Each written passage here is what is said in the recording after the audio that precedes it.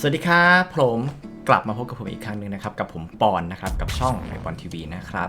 วันนี้นะครับไม่ได้จะมาเรีแอคชั่นใดๆนะครับเพราะว่าซีรีส์เรื่องนะครับเพราะเราคู่กันนะครับใน EP ที่ 6ก็เพิ่งจะจบไปหมาดๆเมื่อวันเสาร์ที่ผ่านมานะครับแล้วผมก็ได้ทำเรีแอคชั่นกับเพื่อนๆน้องๆไปแล้วนะครับซึ่งก็ต้องยอมรับว่าใน EP ที่ผ่านมานะครับก็เป็นการดูแบบรอบแรกรอบเดียวเนาะก็ไม่ได้เก็บรายละเอียดอะไรมากนะครับทีนี้ก็มีหลายๆคอมเมนต์ก็แบบพี่คะอยากจะให้ลองเก็บรายละเอียดของ EP นี้ดูบ้างนะครับมันมีเยอะนะครับซึ่งผมก็เลยมาย้อนดูใหม่อีกรอบหนึ่งนะครับดูแบบละเอียดอีกรอบหนึ่งนะครับก็เลยสังเกตเห็นจุดหนึ่งนะครับซึ่งคิดว่าหลายๆคนเนี่ยนะครับก็น่าจะสังเกตไปเหมือนกันนั่นก็คือสิ่งนี้นี่นั่นเองนะครับนั่นก็คือรูปบัตรประชาชนของสารวัตรนะครับซึ่งอันนี้ก็คือออกในEP ที่6นะครับซึ่งเป็นฉากที่เพื่อนๆของน้องทายนะครับเข้ามาในห้องนะครับแล้วก็มาพบว่าห้องของทายนั้นนะครับมีกระเป๋า1 ใบนะครับกับโทรศัพท์1 เครื่องที่น่าสงสัยนะครับพอคนดูก็เลยรู้ว่าเป็นของสารวัตรนั่นเองนะครับสิ่งน่าสนใจของบัตรประชาชนใบนี้คืออะไรครับหลายๆคนคงจะมองหลายๆอย่างใช่ไหมครั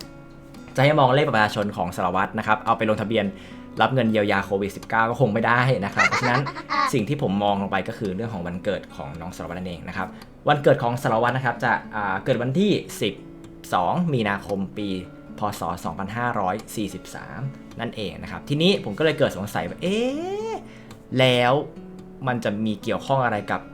บซีรีส์เรื่องนี้มากน้อยแค่ไหนหรือเปล่านะครับมันจะมีอีสเตอร์เอ็กอะไรซ่อนอยู่หรือเปล่านะครับผมก็เลยไปย้อนดูอีกฉากหนึ่งนะครับเป็นฉากนี้นั่นเองนะครับซึ่งก็เป็นฉากที่ไม่ใกล้ไม่ไกลกันเป็นฉากที่อยู่ในไทม์ไลน์เดียวกันที่อยู่ในซีนเดียวกันเลยนะครับก็คือฉากนี้โทรศัพท์ของสารวัตรนะครับที่สารวัตรทิ้งไว้ในห้องนะครับพอเพื่อนๆกับทายมากดดูก็แอบเห็นในซีนเนี้ยเขามีการพูดถึงเรื่องของรูปคู่นะครับว่าทำไมสารวัตรต้องเอารูปนี้ขึ้นด้วยวะสารวัตรคิดอะไรกับมึงไม่ได้ทายอะไรอย่างเงี้ยนะครับแต่ว่าอยากให้เรามองเรื่องรวมกันครับนี่คือวันที่25 มีนาคมนะครับซึ่งเมื่อเราเอามาไล่เลี่ยกับบัตรประชาชนของสารวัตรนะครับซึ่งเป็นวันเกิดของสารวัตรที่12เนี่ยมันก็จะห่างกันประมาณ2 อาทิตย์13 วันเนาะ13 14 15 16 17 18 19 20 21 22 23 25 13 วันนะครับประมาณ2 อาทิตย์นะครับเราก็เลยคิดว่าหรือว่าผมจะต้องย้อนไปดูใน EP ถัดไปหรือเปล่านะครับไปดูว่าช่วงที่เป็นวันเกิดสารวัตรเนี่ยเกิดอะไรขึ้นบ้างหรือเปล่านะครับผมก็เลยทำการย้อนกลับไปดูนะครับก็เลยค่อยๆไล่ไปนะครับไปที่ EP 5 ก่อนนะครับ EP 5 เนี่ยก็เกือบจะเจอแล้วนะครับคือมันเอาตรงๆก็คือแบบเกือบจะได้รู้แล้วอะไรเพิ่มเติมแล้วแต่ดัน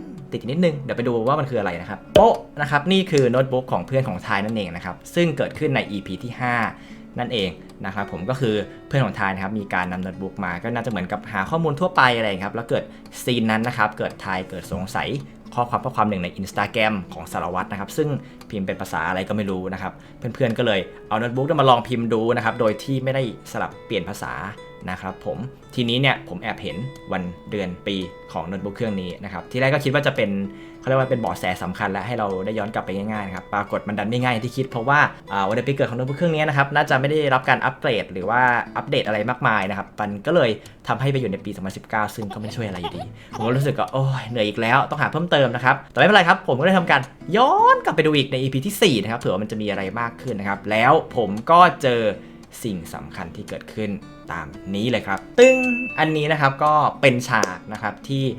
ทายนะครับซ้อมเชลิเดอร์อยู่เปิลจุดเริ่มต้นของเรื่องนี้ของในซีนเนี้ยนะครับก็คือสารวัตรนะครับมีการชักชวนทายให้ไปช่วยจัดห้องให้หน่อยเพราะว่าทายบอกว่าห้องรกมากเลยนะครับแต่ว่าทายบอกว่าไม่ได้นะครับเพราะว่าวันนี้มีนัดกับแพรนะครับเพื่อที่จะไปซื้อซีดีเพลงของสครับนะครับแล้วก็ตอนเย็นๆค่ำๆเนี่ยมีซ้อมเชลิเดอร์ต่อแล้วก็มีเรื่องมากมายสารวัตรโทรมาหานะครับทายก็บอกว่าอะไรนะกูอยากกินขนมว่ะถ้าไม่ลองซื้อขนมมาให้กูเนี่ยกูจะให้จับนม1 ทีนะครับทันใดนั้นครับสารวัตรก็รีบถือถุงขนมมาทั้งกองเลยนะครับอันนี้ก็เป็นซีนที่ทายเขาบอกว่าขนมวันเนี้ยผมเป็นคนให้สารวัตรซื้อเองครับพี่ๆกินกันได้เลยนะครับนะสารวัตรก็ยิ้มแก้มปรินะครับด้วยความเป็นปรียินดีที่เห็นว่าทายของเราเนี่ยมีความสุขนะครับอะไรอย่างเงี้ยก็แบบยิ้มด้วยความปลื้มปิตินะครับทีนี้มันจะมีอีกซีนหนึ่งที่ทำเข้าสู่เบาะแสสำคัญแล้วนะครับหลายคนอาจจะรู้แล้วมันคืออะไรไปดูเลยครับตึ้ง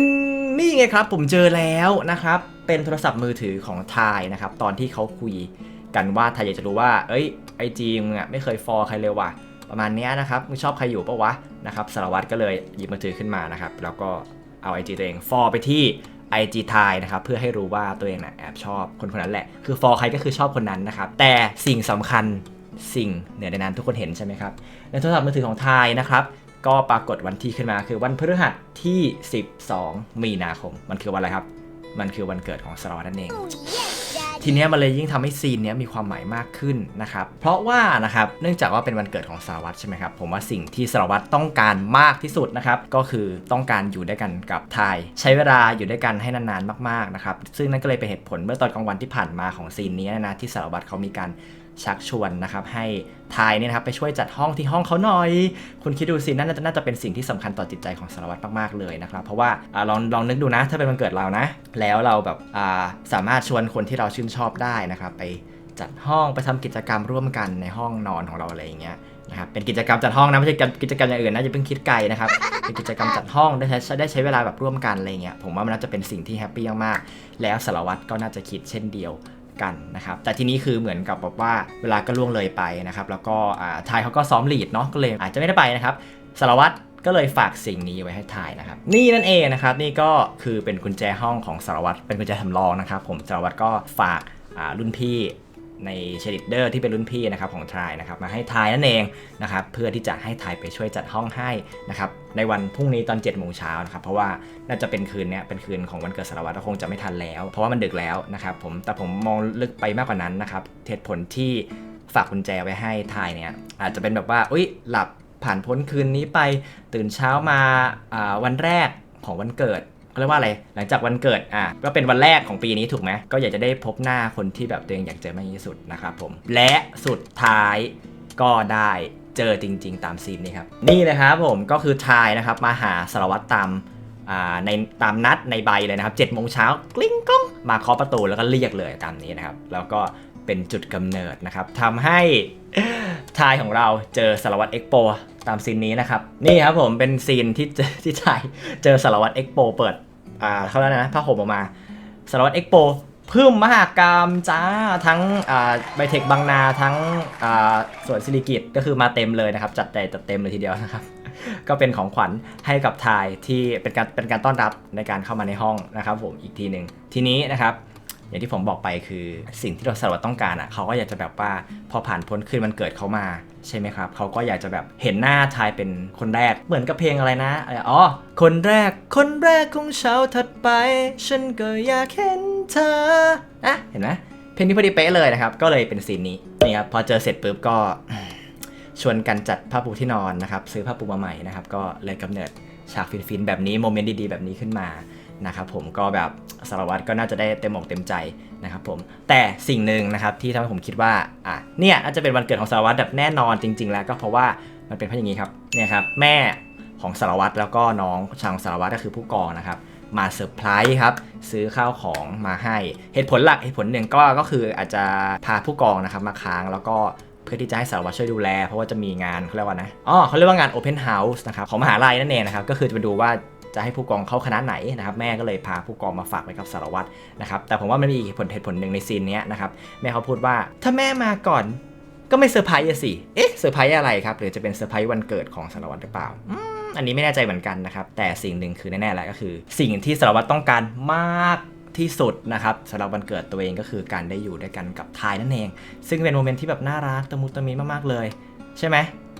คุณลองคิดตามภาพดูนะถ้าเกิดแฟนเราไม่ใช่แฟนเราสิคนที่เราชื่นชอบนะครับมาแบบอยู่ในห้องเดียวกับเราได้ทำกิจกรรมต่างๆมากมายด้วยกันมันเป็นอะไรที่แบบสุดแล้วสุดแล้วแม่สุดแล้วจริงๆนะครับของชีวิตของคนหนึ่งที่แบบก็คือคาดหวังแค่นี้แหละนะครับก็คือ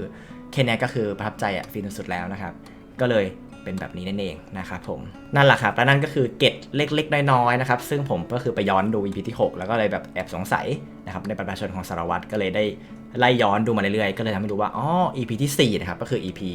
ที่เฉลยว่าเป็นวันเกิดของสารวัตรนั่นเองนะครับแล้วเราก็ได้เห็นโมเมนต์ดีๆต่างๆมากมายที่เกิดขึ้นในนั้นนะครับนี่ก็คือข้อดีนะครับผมของการดูซ้ำแล้วก็ไปย้อนดู EP ก่อนๆนั่นนี้นะครับทำให้เราแบบประทับใจแล้วก็ฟินมากขึ้นนั่นเองนะครับผมก็หวังว่าทุกคนก็คงจะแบบสงสัยในจุดเดียวกันนะครับแล้วก็จริงๆอันนี้อาจจะไม่ใช่ความลับอะไรมากมายหรอกหลายๆคนก็อาจจะรู้อยู่แล้วนะครับแต่สำหรับผมก็คือมันค่อนข้างเซอร์ไพรส์ใจผมเหมือนกันที่มารู้ก็เลยมาแบ่งปันมาแชร์กันให้ได้รู้กันนะครับผมเพราะว่าผมมองว่าสิ่งนี้เป็นสิ่งเล็กๆนะครับซึ่งทีมงานต้องขอบปรบมือให้ทาง GMTV นะครับที่เขาเรียกว่าอะไรเก็บรายละเอียดเล็กๆน้อยๆนะครับซึ่งเอาจริงๆเรื่องสิ่งเหล่านี้เนี่ยมันไม่ต้องบอกก็ได้นะครับแต่ว่าจริงๆเขาก็พยายามบอกมาบางซีนแล้ว ก็อยู่ที่ผู้ชมอย่างเราเนี่ยแหละครับที่จะไปลองย้อนดูไปลองหาดูว่าอันนี้คือเป็นเกร็ดเล็กๆน้อยๆหรือเปล่านะครับผมยังไงก็หวังว่าทุกคนคงจะสนุกนะครับกับเกร็ดเล็กๆน้อยๆในครั้งนี้นะครับยังไงก็ขอบคุณด้วยนะครับที่ติดตามกันมานะครับแล้วก็เดี๋ยวไว้พบกันใหม่ใน reaction ในคลิปหน้านะครับแล้วก็ศุกร์หน้า 4 ทุ่มนะครับอย่าลืมเพราะเราคู่กัน Together the Series ใน EP ที่ 7 นะครับสำหรับวันนี้ขอตัวลาไปก่อนนะครับแล้วพบกันใหม่ในคลิปหน้าครับสวัสดีครับผมบ๊ายบาย